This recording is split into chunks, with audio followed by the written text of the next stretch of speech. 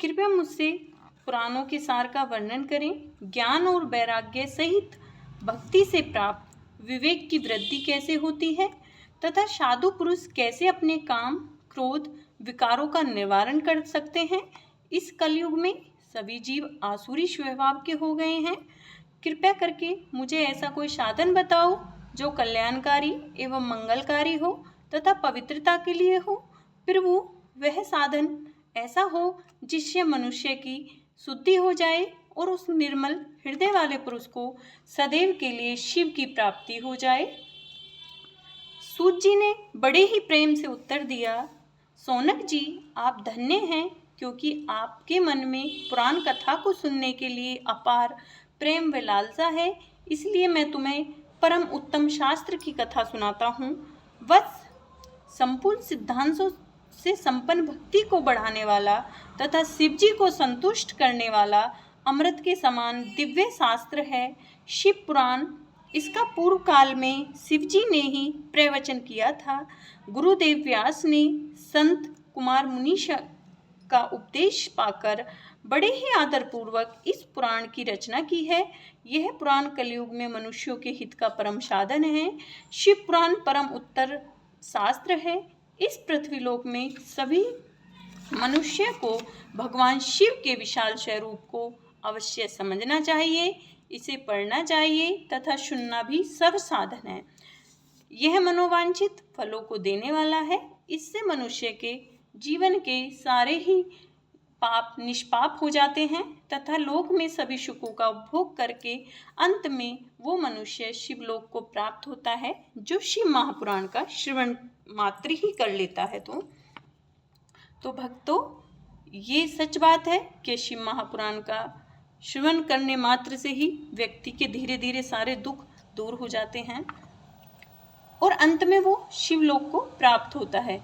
शिव महापुराण में 24,000 श्लोक हैं, जिसमें 7 संहिताएं हैं। शिव पुराण पर ब्रह्म परमात्मा के समान गति प्रदान करने वाला है। मनुष्य को पूरी भक्ति एवं संयम पूर्वक इसे सुनना चाहिए और जो मनुष्य प्रेम पूर्वक डेली नित्य इसको पढ़ता है, सुनता है या इसका पाठ करता है, वह निस्संदेह ही पुण्य आत्मा होता है। वो भगवान शिव की चरणों में उसको निवास मिलता है। भगवान शिव उस मनुष्य पर प्रसन्न हो जाते हैं और अपने धाम को, अपने दर्शन के लिए उस मनुष्य को अवश्य बुलाते हैं। हर एक मनुष्य को प्रतिदिन आदरपूर्वक शिव महापुराण का पूजन करने वाले मनुष्य संसार में संपूर्ण भोगों को भोग कर भगवान शिव के पद को प्राप्त करते हैं। वे सदा सुखी रहते हैं। शिव महापुराण में भगवान शिव का सर्वस्व है। इस लोक में और परलोक में सुख की प्राप्ति के लिए आदरपूर्वक इसका सेवन करना चाहिए। यह निर्मल शिव पुराण धर्म, अर्थ, काम और मोक्ष रूप चारों पुरुषार्थों को देने वाला है। अतः सदा प्रेम पूर्वक इसे सुनना एवं पढ़ना चाहिए। तो प्रिय भक्तों, पहला अध्याय हमारा समाप्त हुआ। अब हम शुरू करते हैं दूसरा अध्याय, जिसमें देवराज को शिवलोक की प्राप्ति कैसे हुई और चंचूला का संसार से वैराग्य कैसे मिला उसे। तो आइए भक्तों, हम दूसरे अध्याय का श्रवण करते हैं। थोड़ा सा हमें इन ग्रंथों को पढ़ने के लिए संयम और सुनने के लिए थोड़ा धैर्य रखना होता है। प्रिय भक्तों, अगर हम श्रवण कर लेते हैं, मतलब कि सुन ही लेते हैं, उसी से ही हमें शिवलोक की प्राप्ति होती है।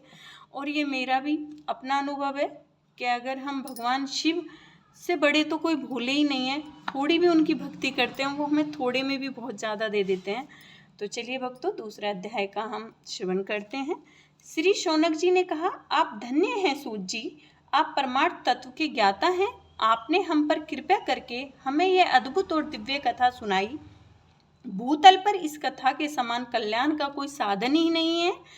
आपकी कृपा से यह बात हमने समझ ली। सूत जी, इस कथा के द्वारा कौन से पापी शुद्ध होते हैं, उन्हें कृपा पूर्वक बताकर इस जगत को कृतार्थ कीजिए। सूत जी बोले, मुने, जो मनुष्य पाप, दुराचार तथा काम, क्रोध, मद, लोभ में निरंतर डूबे रहते हैं, वे शिव महापुराण पढ़ने अथवा सुनने से भी शुद्ध हो जाते हैं।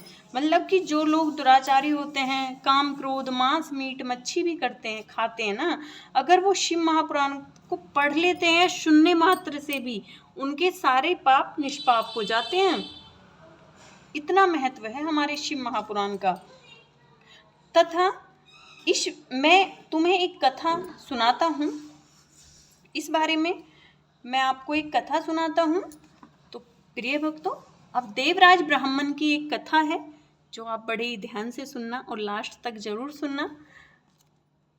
थोड़ा सा धैर्य बनाए रखना। बहुत पहले की बात है, किरातों के नगर में देवराज नाम का एक ब्राह्मण रहता था। वह ज्ञान में दुर्बल था, गरीब था और रस बेचने का काम करता था। वैदिक धर्म से उसे विमुख था, उसे कुछ नहीं पता था कि क्या होता है, पुराण महापुराण क्या होते हैं। वह स्नान संध्या नहीं करता था, वो ना स्नान करता था ना संध्या को आरती करता था, तथा उसमें वैश्यावृत्ति बढ़ती ही जा रही थी। वो वैश्याओं के साथ रहता था, वह भक्तों को ठगता था। उसने अनेक मनुष्यों को मारकर उनका सारा धन हड़प लिया। उस पापी ने थोड़ा सा भी धन धर्म के काम में नहीं लगाया था। वह वैश्यगामी तथा आचार भ्रष्ट था। एक दिन वह घूमता हुआ देवयोग से प्रतिष्ठनपुर झूसी प्राग जा पहुंचा। मतलब जैसे वो घूमता हुआ जा रहा था तो वो प्राग में जा पहुंचा। वहां उसने एक शिवालय को देखा। बहुत से साधु महात्मा एकत्रित हुए थे। देवराज वहीं ठहर गया। वहां रात में उसे बहुत तेज बुखार आया और उसे बड़ी पीड़ा होने लगी। वहीं पर एक ब्राह्मण देवता शिव महापुराण की कथा सुना रहे थे। वो बुखार से पीड़ित देवराज ब्राह्मण के मुख से शिव कथा को निरंतर सुनता रहता था।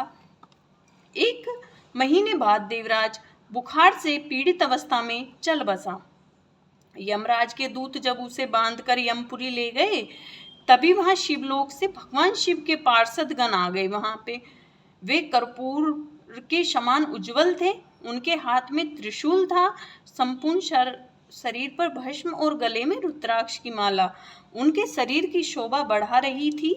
उन्होंने यमराज के दूतों को मार पीट कर देवराज को यमदूतों के चंगुल से छुड़ा लिया और वे उसे अपने अद्भुत विमान में बिठाकर जब कैलाश पर्वत पर ले जाने लगे तो यमपुरी में कोलाहल मच गया, जिसे सुनकर यमराज अपने भवन से बाहर आए। साक्षात रुद्रों के समान प्रतीत होने वाले इन दूतों का धर्मराज ने बड़े ही विधि पूर्वक पूजन कर ज्ञान दृष्टि से सारा मामला जान लिया। उन्होंने भय के कारण भगवान शिव के दूतों से कोई बात नहीं पूछी। तत्पश्चात शिव दूत देवराज को लेकर कैलाश चले गए और वहां पहुंचकर उन्होंने ब्राह्मण को करुणा अवतार भगवान शिव के हाथों में सौंप दिया। सौनक जी ने कहा, महाभाग सूत जी, आप सर्वज्ञ हैं। आपके कृपा प्रसाद से मैं कृतार्थ हुआ। इस इतिहास को सुनकर मेरा मन आनंदित हो गया। अतः भगवान शिव से प्रेम बढ़ाने वाली दूसरी कथा भी कही है।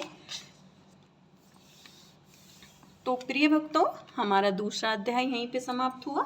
अब हम चलते हैं तीसरे अध्याय के, जिसमें बिंदु ब्राह्मण की एक कथा है। श्री सूत जी बोले, सौनक सुनो, मैं तुम्हारे सामने एक अन्य गोपनीय कथा का वर्णन करूंगा, क्योंकि तुम शिव भक्ति में अग्रण्य व देवताओं में श्रेष्ठ हो। समुद्र के निकटवर्ती प्रदेश में वाशकल नामक गांव है, जहां वैदिक धर्म से विमुख महापापी मनुष्य रहते हैं। वे सभी दुष्ट हैं एवं उनका मन दूषित विषय भोगों में लगा हुआ है। वे देवताओं एवं भाग्य पर विश्वास नहीं करते। वे सभी कुटिल वृत्ति वाले हैं, किसानी करते हैं और विभिन्न प्रकार के अस्त्र शस्त्र रखते हैं। वे इस बात से पूर्णतः अनजान हैं कि ज्ञान, वैराग्य तथा शुद्ध धर्म ही मनुष्य के लिए परम पुरुषार्थ है। वे सभी पशु बुद्धि हैं। अन्य समुदाय के लोग भी उन्हीं की तरह बुरे विचार रखने वाले हैं, धर्म से विमुख हैं। वे नित्य कुकर्म में लगे रहते हैं एवं सदा विषय भोगों में डूबे रहते हैं। वहाँ की स्त्रियां भी बुरे स्वभाव वाली हैं। पाप में डूबी हुई हैं, कुटिल सोच वाली हैं और वो सभी के साथ अव्यवहार करती हैं। ये सभी सद्व्यवहार तथा सदाचार से सर्वथा अनजान हैं। वहाँ सिर्फ दुष्टों का निवास है। वाशकाल नामक गांव में विंदुक नाम का एक ब्राह्मण रहता था। वह अधर्मी, दुरात्मा एवं महापापी था। उसकी स्त्री बहुत सुंदर थी। उसका नाम चंचुला था। वह सदा उत्तम धर्म पालन करती थी, परंतु विंदुक वैश्यगामी था। इस तरह कुकर्म करते हुए बहुत समय व्यतीत हो गया। उसकी स्त्री काम से पीड़ित होने पर भी स्वर धर्मनाश के भय से क्लेश कह सहकर भी काफी समय तक धर्म भ्रष्ट नहीं हुई, परंतु आगे चलकर वह भी अपने दुराचारी पति के आचरण से प्रभावित होकर दुराचारणी और अपने धर्म से विमुख हो गई। मतलब कि जो चंचुला थी वो बहुत धर्मपरायण थी, लेकिन उनका पति जो था वो भ्रष्ट आत्मा था। तो जब वो पति के साथ रहती थी तो बहुत दिन उन्होंने ये धर्म से वो भ्रष्ट नहीं हुई अपने से, लेकिन जब दुराचारी पति मिलने के कारण वो भी दुराचारणी हो गई। कहते हैं कि सोबत का असर तो आता है, तो ये बात सच है। तो इस दुराचार में डूबे हुए उन पति पत्नी का बहुत सा समय व्यर्थ ही चला गया। वैश्यगामी, दूषित बुद्धि वाला वह दुष्ट ब्राह्मण बिंदुक समय अनुसार मृत्यु को प्राप्त हो गया। कुछ बाद वो मृत्यु हो गई उसकी और वो नरक में चला गया। बहुत दिनों तक नरक के दुखों को भोगकर वह मंद बुद्धि पापी विंध्य पर्वत पर भयानक भूत बना, भयानक पिशाच हुआ। उधर उस दुराचारी बिंदुक के मर जाने पर वह चंचुला नामक स्त्री जो थी, उस ब्राह्मण की जो पत्नी थी, बहुत समय तक पुत्रों के साथ अपने घर में रहती। पति की मृत्यु के बाद वह भी अपने धर्म से गिरकर पर पुरुषों का संग करने लगी, क्योंकि उसे अपने पति की वो आ गया, सोबत का असर हो गया उसे भी। सतियों विपत्तियों में भी वह अपने धर्म का पालन करना नहीं छोड़ती। यही तो तप है। तप कठिन तो होता है, लेकिन इसका फल मीठा होता है। हाँ प्रिय भक्तों, ये बात सच है। हम 70 काम पूरे दिन करती हैं लेडीज, लेकिन अगर हमारा पूजा का टाइम जो है ना 10 मिनट भी निकालना हमारे लिए भारी होता है। तो ये सच है। तप करना या भक्ति करना थोड़ा सा कठिन है, लेकिन इसका फल रियल में बहुत मीठा होता है। 24 घंटे में हम 10 मिनट की भी पूजा पाठ करते हैं ना, उससे भी हमारा मन इतना शांत हो जाता है। तो ये चीज़ इसमें भी बताइए शिव महापुराण में भी कि तप कठिन होता है, लेकिन इसका फल मीठा होता है। ऋषि इस सत्य को नहीं जानता, इसलिए वह विषयों के विषफल का स्वाद लेते हुए भोग करता है। जो लोग मांस मदिरा खाते हैं उनको नहीं पता कि हमें क्या मिलेगा आगे जाके, इसलिए तो वो इन चीज़ों का, गलत चीज़ों का भोग करते हैं। एक दिन देवयोग से किसी पुण्य पर्व के आने पर वह अपने भाई बंधुओं के साथ गोकर्ण क्षेत्र में गई। जो चंचुला नामक लेडीज थी वो, उसने तीर्थ के जल में स्नान किया एवं बंधुजनों के साथ यत्र तत्र घूमने लगी। घूमते घूमते वह एक देव मंदिर में गई। वहां उसने एक ब्राह्मण के मुख से भगवान शिव की परम पवित्र एवं मंगलकारी कथा सुन ली। कथावाचक ब्राह्मण कह रहे थे कि जो स्त्री व्यभिचार करती है, मतलब जो पराये पुरुषों के साथ रहती है, वे मरने के बाद जब यमलोक जाती हैं तब यमराज के दूत उन्हें तरह तरह के यंत्राण देते हैं। मतलब उन्हें इतनी यातनाएं सहनी पड़ती हैं। वे अपने कामंगों को तप लोह दंडों से दागते हैं। मतलब कि जब हम मृत्यु के बाद वो लेडीज या कोई भी मनुष्य जाता है तो उन्हें गरम लोहे की रोड़ों से मारा जाता है। तब लोहे के पुरुष से उसका संग कराते हैं। मतलब कि ये सारे दंड इतनी वेदना देने वाले होते हैं कि जीव पुकार पुकार कर कहता है कि अब वह ऐसा नहीं करेगा, लेकिन यमदूत उसे नहीं छोड़ते। कर्मों का फल तो सभी को भोगना पड़ता है। हाँ प्रिय भक्तों, ये सच बात है। और ये देखो आगे कितना अच्छा महापुराण में बताया गया है। प्लीज़ धैर्य बनाकर सुनते रहिए। बहुत अच्छी कथा है ये, कि कर्मों का फल तो ये रियल है कि हर किसी को भोगना पड़ता है। मनुष्य इस मृत्यु लोक में आकर भूल जाता है कि उसे अपने कर्मों, उसे क्या कर्म करना है। देव, ऋषि, मनुष्य सभी इससे बंधे हुए हैं। ब्राह्मण के मुख से यह वैराग्य बढ़ाने वाली कथा सुनकर चंचला भय से व्याकुल हो गई। मतलब जब चंचला ने ये सुना तो वो व्याकुल हो गई कि मैंने तो सारा कर्म अपना गलत किया है। कथा समाप्त होने पर जब लोग वहां से चले गए, तब उस ब्राह्मण से, जो ब्राह्मण कथा पढ़ रहे थे, सुना रहे थे, ब्राह्मण देवता से चंचला ने कहा, हे ब्राह्मण, धर्म को न जानने के कारण मेरे द्वारा बहुत बड़ा दुराचार हो गया है। स्वामी, मेरे ऊपर कृपया कर मेरा उद्धार करो। मुझे कुछ ऐसा प्रवचन सुनाओ जो मैं इस कुकर्म से मुझे मुक्ति मिल सके। इस संसार से मेरे को वैराग्य हो गया है। मुझे मूढ़ चित्त वाली पापनी को धिक्कार है। मैं निंदा के योग्य हूँ। मैं बुरे विषयों में फंसकर अपने धर्म से अलग ही राह पर चली गई हूँ। कौन मुझ जैसी कुकर्म में मन लगाने वाली पापनी का साथ देगा। जब यमदूत मेरे गले में फंदा डालकर मुझे बांध कर ले जाएंगे और नरक में मेरे शरीर के टुकड़े करेंगे, तब मैं कैसे उन महायातनाओं को सहन कर पाऊंगी। मैं सब प्रकार से नष्ट हो गई हूँ, क्योंकि अभी तक मैं हर तरह से पाप में डूबी रही हूँ। हे ब्राह्मण, आप मेरे गुरु हैं, आप ही मेरी माता हैं, आप ही मेरे पिता हैं। मैं आपकी शरण में आई हूँ।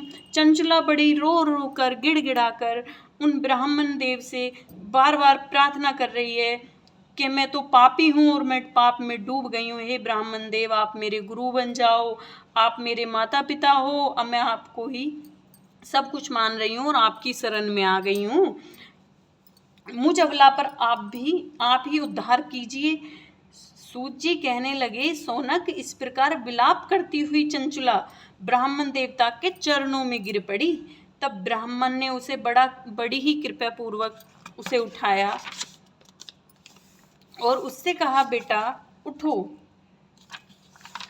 तो प्रिय दोस्तों, फिर चंचला, अब हमारा चौथा अध्याय शुरू हो गया है, जिसमें चंचला की शिव कथा सुनने में रुचि और शिवलोक गमन, जिसमें कि चंचला जो है उस ब्राह्मण देव से रो रो कर, तड़प तड़प कर विनती कर रही है कि मुझे शिव की कथा सुनने में रुचि लगा दो मेरी, मैं भगवान शंकर की पूजा करने लगूं, मुझे ऐसी कुछ शक्ति दे दो।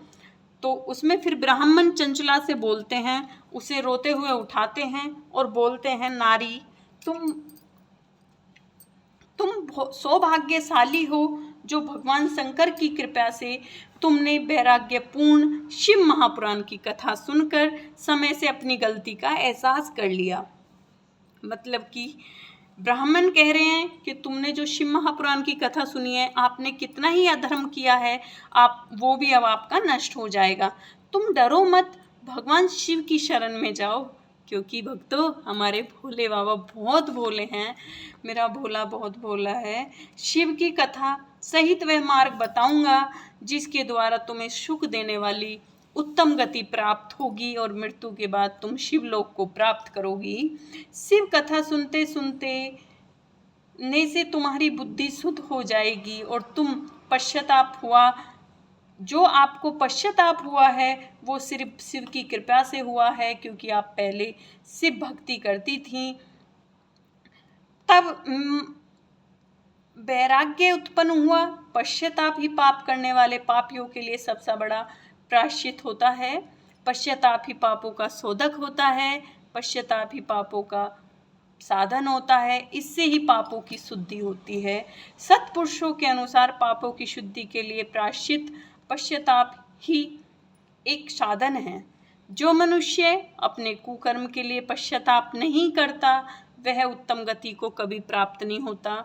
उसे सदैव नरक ही भोगना पड़ता है, मृत्यु लोक पर भी और स्वर्ग लोक पर भी और देवलोक पर भी।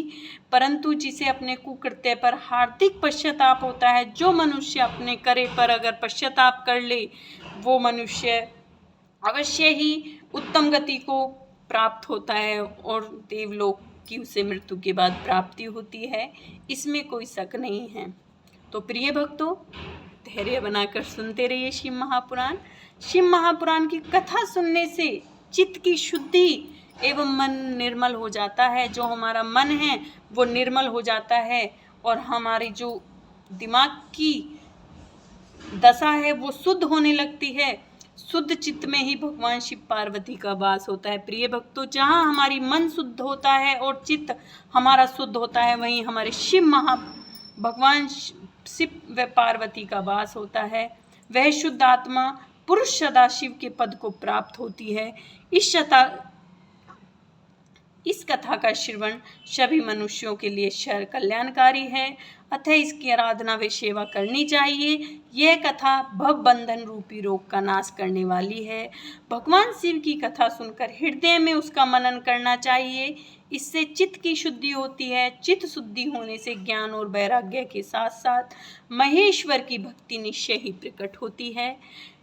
भक्तों, अगर हमारा मन शुद्ध है और हम अपने भोले बाबा की शरण में चले गए हैं, तो हमारा जो चित्त है वो अपने आप ही शुद्ध हो जाता है और ज्ञान से भरपूर हो जाता है तथा अनेक अनुग्रह से दिव्य मुक्ति प्राप्त होती है। भक्तों, मैं सभी से प्रार्थना करना चाहती हूँ कि पीछे थोड़ी आवाज़ आ रही है क्योंकि मकान बन रहा है, तो वो थोड़ा अवॉइड करना, उसके लिए मैं माफ़ी चाहती हूँ। वह इस संसार बंधन से मुक्त हो जाता है। तो ब्राह्मण की पत्नी जो थी चंचुला, तुम अन्य विषयों से अपने मन को हटाकर भगवान शंकर की इस परम पावन कथा को सुनो। तो ब्राह्मण उसको, चंचुला को, एक बहुत अच्छी कथा सुनाते हैं जिसमें आप सुनेंगे कि मोक्ष की प्राप्ति उसे कैसे होती है। तो चलिए, इससे तुम्हारे चित्त की शुद्धि होगी चंचुला, और तुम्हें मोक्ष की प्राप्ति होगी। अगर तुम शिव भोले बाबा में अपना मन लगा लोगे। जो मनुष्य निर्मल हृदय से भगवान शिव शंकर के चरणों का चिंतन करता है, उसकी एक ही जन्म में मुक्ति हो जाती है। वो एक ही जन्म में अगर वो भगवान शिव शंकर के चरणों का नित्य ध्यान करता है, तो उसे 84 लाख जन्म नहीं लेने पड़ते, उसे एक ही जन्म में मुक्ति मिल जाती है। एक ही जन्म में मेरे शिवलोक, अपने शिवलोक को चला जाता है मनुष्य। सूत जी कहते हैं, सोनक यह कहकर वे ब्राह्मण चुप हो गए। उनका हृदय करुणा से भर गया। वे ध्यान में मग्न हो गए।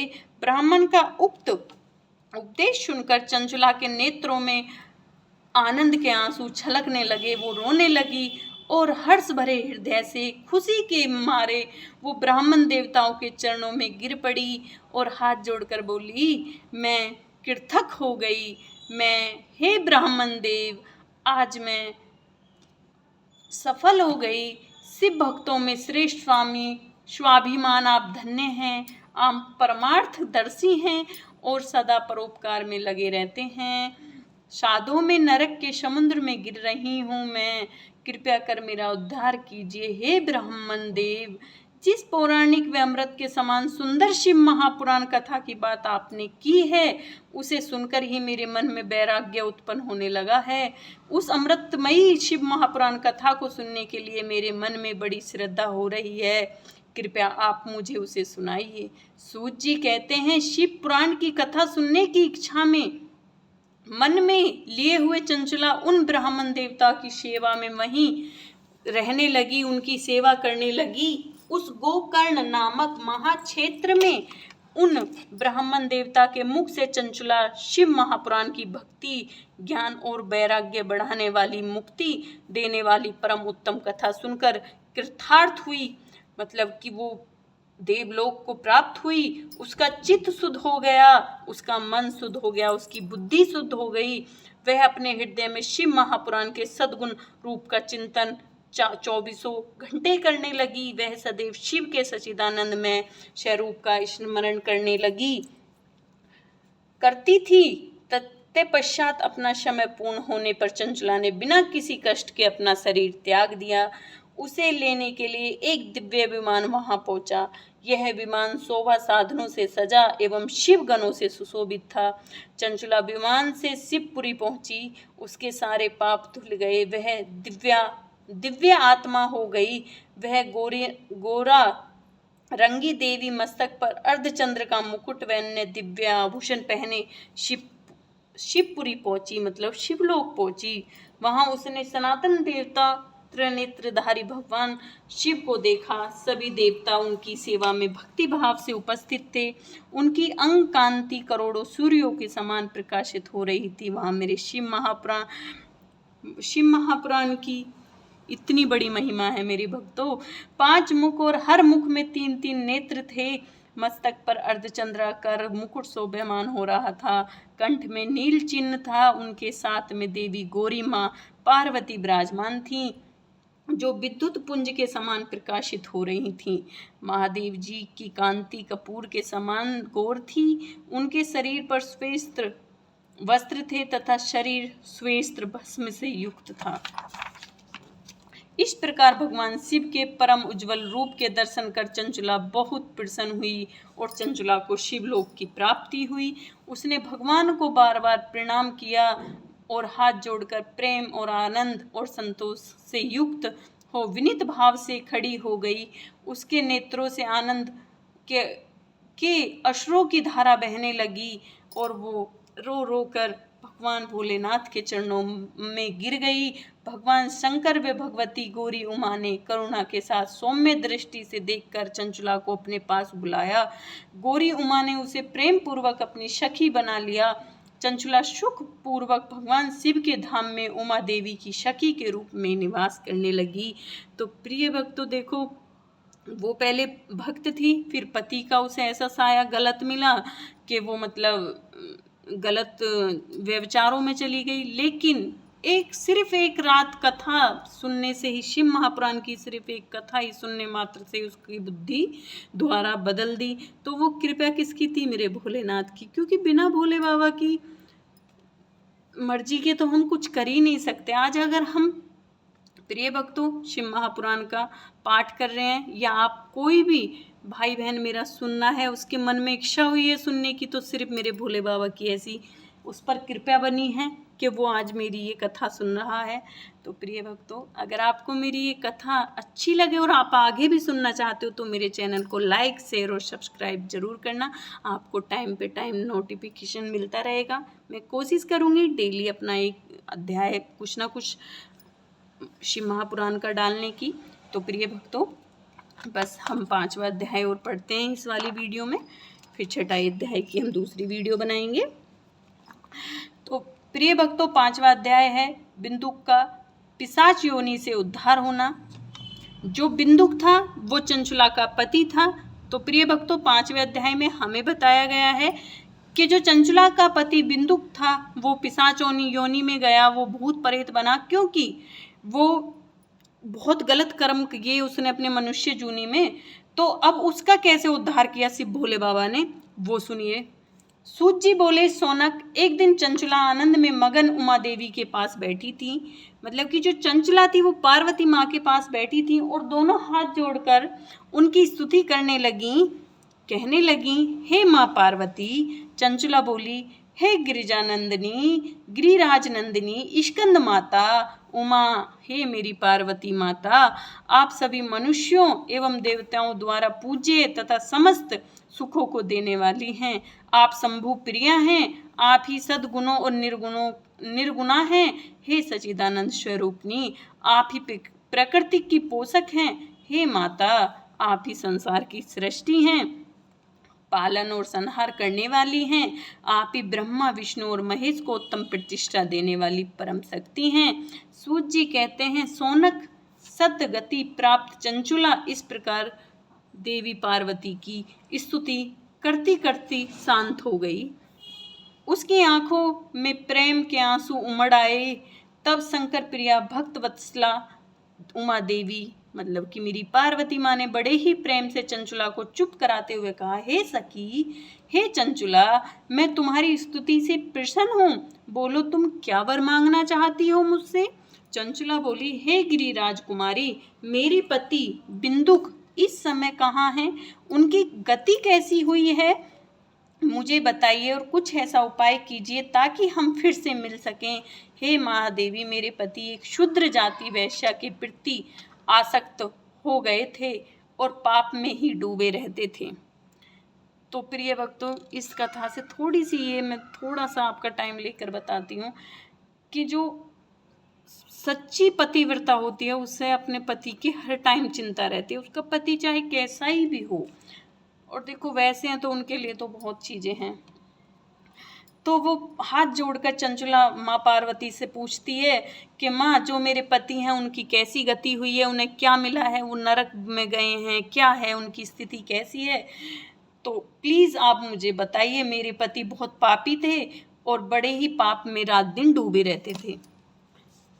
तब माँ पार्वती बोली, बेटी, तुम्हारा पति बिंदुक बड़ा पापी था, उसका अंत बड़ा भयानक हुआ है बेटा। वैश्या का उपभोग करने के कारण वह मूर्ख नरक में अनेक वर्षों तक अनेक प्रकार के दुख भोग कर अब शेष पाप को भोगने के लिए विंध्य पर्वत पर पिशाच की योनि में रह रहा है। वह दुष्ट वही वायु पीकर रहता है और सब प्रकार के कष्ट सहता है। सूत जी कहते हैं, सोनक, गौरी देवी की यह बात सुनकर चंचला अत्यंत दुखी हो गई और बड़ी ही परेशान हुई। फिर मन को किसी तरह स्थिर करती हुई दुखी हृदय से माँ गौरी से उसने एक बार फिर पूछा, फिर विनती की अपने पति के लिए, हे महादेवी, हे माँ पार्वती, मुझ पर कृपा कीजिए और मेरे पापी पति का उद्धार कर दीजिए। कृपया करके मुझे वह उपाय बताइए जिससे मेरे पति की उत्तम गति प्राप्त हो सके। गौरी देवी ने कहा, यदि तुम्हारा पति बिंदुक शिव महापुराण की पुण्यमयी उत्तम कथा सुने तो वह इस दुर्गति को पार करके उत्तम गति का भागी हो सकता है। तो प्रिय भक्तों, शिव महापुराण का इतनी बड़ी महा महिमा है कि स्वयं माँ पार्वती भी ये कह रही हैं कि अगर आपका पति शिव महापुराण का श्रवण मात्र करने से ही उसकी दुर्गति जो की हो रही है उससे हटकर, उससे निकलकर वो उत्तम गति को प्राप्त हो सकता है। अमृत के समान मधुर गौरी देवी का यह वचन सुनकर चंचला ने दोनों हाथ जोड़कर मस्तक झुकाकर उन्हें बार बार प्रणाम किया और चरणों में गिर गई माँ पार्वती के और प्रार्थना करते करते बोली कि मेरे पति को शिव पुराण सुनाने की व्यवस्था कीजिए प्लीज मेरी माँ। हे मेरी माँ पार्वती। ब्राह्मण पत्नी चंचुला के बार बार प्रार्थना करने पर शिव प्रिया गौरी देवी ने भगवान शिव की महिमा का गान करने वाले गंधर्वराज तुम्ब्रो को बुलाकर कहा, तुम्ब्रो, तुम्हारी भगवान शिव में प्रीति है, तुम मेरे मन की सभी बातें जानकर मेरे कार्य को सिद्ध करते हो। तुम मेरी इस सखी के साथ विंध्या पर्वत पर जाओ। वहां एक महाघोर और भयंकर पिशाच रहता है। जो चंचुला का पति था वो विंध्या पर्वत पर रहता था, तो उसके लिए माँ गौरा बोल रही हैं अपने तुम्ब्रो ब्राह्मण को बुलाकर, जो भगवान शिव की महिमा गाता है, कि आप विंध्या पर्वत पर जाओ, इसके साथ चंचुला के साथ जो भयानक पिशाच रहता है, पूर्व जन्म में वह पिशाच बिंदुक नामक ब्राह्मण मेरी इस सखी चंचुला का पति था। वह वैश्यगामी हो गया, उसने स्नान संध्या आदि नित्य कर्म छोड़ दिए। क्रोध के कारण उसकी बुद्धि भ्रष्ट हो गई। दुर्जनों से उसकी मित्रता तथा सज्जनों से द्वेष बढ़ गया था। वह अस्त्र शस्त्र से हिंसा करता, लोगों को सताता और उनके घरों में आग लगा देता था। चांडलों से दोस्ती करता, वह रोज वैश्या के पास जाता था। पत्नी को त्याग कर दुष्ट लोगों से दोस्ती कर उन्हीं के संपर्क में रहता था। वह मृत्यु तक दुराचार में फंसा रहा। मृत्यु के बाद उसे पापियों के भोग स्थान यमपुर ले जाया गया। वहां घोर नरकों को सहकर इस समय वह विंध्या पर्वत पर पिशाच बनकर, मतलब कि भूत बनकर रह रहा है और अपने पापों का फल भोग रहा है, जो उसने अपने पाप किए हैं। तो प्रिय भक्तों, कर्मों से हर मनुष्य को डरना चाहिए। जैसा हम कर्म करते हैं उसका हमें भोग हर कीमत पर मिलता है। ये तो बड़ी ही किस्मत की बात होती है कि जिनकी पत्नियां बड़ी ही भक्ति भाव वाली होती हैं, जो पूजा पाठ करती हैं, तो पत्नियों के पूजा पाठ करने से भी पतियों का उद्धार हो जाता है। तुम उनके समान परम पुण्य पापों का नाश करने वाली शिव महापुराण की दिव्य कथा का प्रवचन करो। तो प्रिय भक्तों, यहाँ मेरी माँ गौरा भी कह रही हैं कि शिव महापुराण का वर्णन मतलब कि सुनने मात्र से हमें कितने बुरे कर्मों से भी मुक्ति मिल जाती है। इस कथा को उस पिशाच को जाकर सुनाओ जिससे उसका हृदय सभी पापों से मुक्त होकर शुद्ध हो जाए और वह प्रेत योनि से मुक्त हो जाएगा।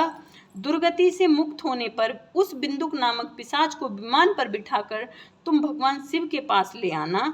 जब वो इस कथा को सुन ले, अगर उसने ये पूरी कथा सुन ली तो माँ पार्वती कह रही हैं कि वो उसकी सारी दुर्गति जितनी भी हो रही है उससे मुक्त हो जाएगा। और तब जब वो मुक्त हो जाए तो उसे विमान में बिठाकर भगवान शिव के पास ले आना। तो माँ पार्वती का आदेश पाकर गंधर्वराज तुमरो बड़े ही प्रसन्नता पूर्वक अपने भाग्य की सराहना करते हुए चंचला को साथ लेकर विमान से पिशाच के निवास स्थान विंध्य पर्वत पर गए, जहाँ वो चंचला का पति पिशाच के रूप में रह रहा था। वहां पहुंचकर उसने उस विकराल आकृति वाले पिशाच को देखा। उसका शरीर विशाल था, उसकी थोड़ी बड़ी थी, वह कभी हंसता, कभी रोता, कभी उछलता था। महाबली तुमरो ने विंदक नामक पिशाच को पासों से बांध लिया। उसके पश्चात तुमरो ने शिव महापुराण की कथा बांचने के लिए स्थान तलाश कर मंडप की रचना की। शीघ्र इस बात का पता लोगों को चल गया कि एक पिशाच के उद्धार हेतु देवी पार्वती की आज्ञा से तुमरो शिव पुराण की अमृत कथा सुनाने विंध्या पर्वत पर आया है। उस कथा को सुनने के लोभ में सभी देव ऋषि वहां पहुंच गए। सभी को आदर पूर्वक स्थान दिया गया। पिशाच बिंदुक को पापों से में बांधकर आसन पर बिठाया गया और तब तुमरो ने परम उत्तम शिव पुराण की अमृत कथा का ज्ञान शुरू करा। जब तुमरो ने शिव महापुराण की अमृत कथा को सुनाना शुरू करा, उसने पहली विद्येश्वर संहिता से लेकर 7वीं वायु संहिता तक शिव महापुराण की कथा का स्पष्ट वर्णन किया। तो प्रिय भक्तों, हम भी 7 संहिता का कोशिश करेंगे वर्णन करना, तो प्लीज़ आप सब मेरे साथ जुड़े रहिए। 7 संहिता सहित शिव महापुराण को सुनकर सभी श्रोता कृतार्थ हो गए। परम पुण्यमयी शिव महापुराण को सुनकर पिशाच सभी पापों से मुक्त हो गए। जो और भी वहाँ पे भूत प्रेत थे वो भी सब अपने पापों से मुक्त हो गए। उसने पिशाच शरीर का त्याग कर दिया। चंचला का जो पति था उसने पिशाच शरीर का उसका त्याग हो गया। शीघ्र उसका दिव्य रूप हो गया। उसका शरीर गौर वर्ण का हो गया। शरीर पर श्वेत वस्त्र एवं पुरुषों के आभूषण आ गए। इस प्रकार दिव्य देह धारी होकर बिंदुक अपनी पत्नी चंचला के साथ स्वयं भी भगवान शिव का गुणगान करने लगा। तो प्रिय भक्तों, एक पिशाच भी शिव महापुराण की कथा सुनने मात्र से एक अच्छा इंसान मतलब अच्छी योनि मिल गई उसको, और वो भी शिव का गुणगान करने लगा। और हम कहते हैं कि शिव महापुराण का श्रवण सुनने मात्र से ही या श्रवण करने मात्र से ही व्यक्ति की धीरे धीरे आत्माएं शुद्ध हो जाती हैं। उसे इस दिव्य रूप में देखकर सभी को बहुत आश्चर्य हुआ। उसका मन परम आनंद से परिपूर्ण हो गया। सभी भगवान शिव के अद्भुत चरित्र को सुनकर कृतार्थ हो गए। उनका यशो ज्ञान करते हुए अपने अपने धाम को चले गए। बिंदुक अपनी पत्नी चंचला के साथ विमान में बैठकर शिवपुरी की ओर चल दिया। महेश्वर के गुणों का ज्ञान करता हुआ बिंदुक अपनी पत्नी चंचला व तुमरो के साथ शीघ्र ही शिव धाम पहुंच गया। भगवान शिव व देवी पार्वती ने उसे अपने पार्षद बना लिया। जब वो भगवान शिव पार्वती के पास गया तो भगवान शिव ने उसे अपना पार्षद बनाया। उसके पाप सारे नष्ट कर दिए माँ पार्वती की कृपा से और शिव महापुराण की कृपा से। दोनों पति पत्नी सुखपूर्वक भगवान महेश्वर, भगवान गौरी, देवी गौरी और भगवान शंकर माँ पार्वती के श्री चरणों में मोक्ष की उन्हें प्राप्ति मिली और वहाँ पर रहकर अविचल निवास पाकर वो धन्य हो गए। तो प्रिय भक्तों, ये है हमारे शिव महापुराण की महिमा। जो भी भक्त सुन भी लेते हैं ना तो हमारे जीवन के सारे पाप नष्ट हो जाते हैं। तो प्रिय भक्तों, अब हम अपने महापुराण का यहीं पर विराम देते हैं। कल हम आएंगे 6ठे अध्याय से आपके साथ। तो प्रिय भक्तों, अगर आप मेरे साथ ये महापुराण का पाठ करना चाहते हैं तो मेरे चैनल को लाइक, शेयर और सब्सक्राइब ज़रूर करें, जिससे आपको डेली नोटिफिकेशन मिलता रहे। तो बोलिए हर हर महादेव।